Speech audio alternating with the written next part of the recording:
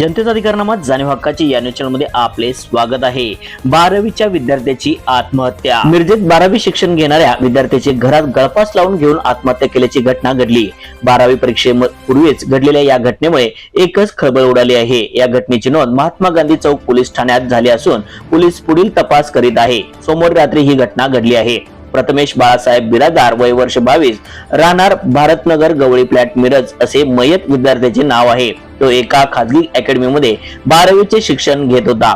परीक्षेच्या आदल्या दिवशी तो अकॅडमी मधून सायंकाळी घरी आला असता घरातील वरच्या खोलीत अभ्यासासाठी तो गेला होता। रात्री कुटुंबातील जेवणासाठी त्यास खाली बोलवण्याचा प्रयत्न केला असता त्याने खोलीतील लोखंडी अँगलला गळफास लावून घेतल्याचे समोर आले। 12वीत शिक्षण घेणाऱ्या विद्यार्थ्याची परीक्षेच्या आदल्या दिवशी गळफास लावून घेऊन आत्महत्या केल्याचे एकच खळबळ उडाले आहे।